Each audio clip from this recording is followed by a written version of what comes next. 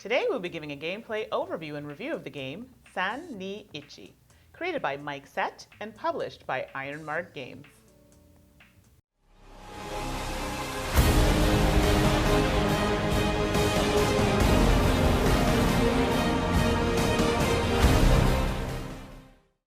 Hello everyone, and welcome to another episode with To Die For Games. I'm Mandy, the board gaming pinup girl. My fellow hosts are Tracy, the gaming maven. And I'm Steph, the games teacher. Do you only have a few moments to watch your favorite part? Well, down below we've attached timestamps to help you find that segment that you're looking for. We love to hear your thoughts and comments, so please leave us a message down below. And if you're enjoying our videos and don't want to miss out on the next episode, click on that subscribe button while you're there. San Ni Ichi plays in about 10 to 25 minutes, is suggested for ages 10 and up, and accommodates 3 to 6 players. We've got San Ni Ichi all set up and ready to go, so let's get to it.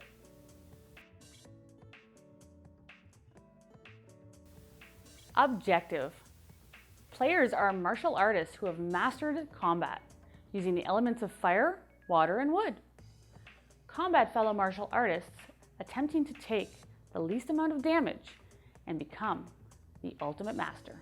So Stephane, tell us, what's inside the box? Components: 30 elemental attack cards, 18 special cards, 6 reference cards, 6 player mats, and the rulebook. All right, now that we know what we're playing with, how do we set up? Mandy? Setup. Shuffle together the elemental cards and a number of special cards, both of which are based on number of players. Each player will receive 7 cards and a player mat. Now that we're all set up, how do we play? Tracy? Gameplay. There are 3 phases in a round. 1. Selection phase. Players will simultaneously choose 1 card from their hand and play it face down in front of them above their player mat in the selected card section. The cards will be revealed at the same time. 2. Battle phase. Cards are played from lowest to highest order. Note, in case of a tie for number strength, cards are played alphabetically, which is the letter below the number. 3. Damage phase. After all players have played their selected card, the player with the highest numbered card on the top of their combat pile will take their whole pile and lay it face down into their damage pile. Any combat piles not taken as damage remain in play. Play continues until 7 rounds and all cards have been played out. So, how do elemental attack cards work anyway? Stephane? Elemental attack cards can be used in 4 ways.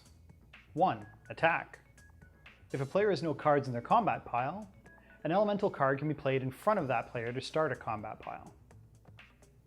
If an opponent does have a combat pile, the played card's element must beat the top card's element. 2. Defend. As with attack, the player can use an elemental card to start their own combat pile or play on an opponent's, following the placement rules. 3. Counter. A player can play on their own combat pile and then move the whole combat pile to an opponent who doesn't already have one. 4. Path of the open hand. A player may discard their card. So how does the game end? Mandy? Game end.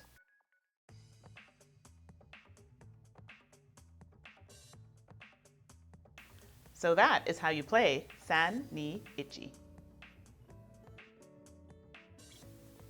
So now we're ready to give a review of San Ni Ichi. What do you guys think? It was a nice, simple game. I liked that. It was easy to pick up. I really enjoyed the theme of the game, so that worked for me. Okay. And I agree. It was a nice game, nice looking game, so which will move us right into artwork and theme. So I liked the art on this game. I thought it was very, very pretty. I liked the fact that it was the black and white in some of the photos. It did have a touch of color. I liked it, but it was nice. Yeah, I'm usually a fan of a lot more color, so at first I was like, oh, I don't know, but then I could see it really tie in, and it looked really nice together, so they kind of put a lot into that. Right. I like the minimalist Asian theme of the art. It really works for me. I enjoy that style of art. So. And that's it. It fit the theme of the game. So it worked nicely. Quality of components.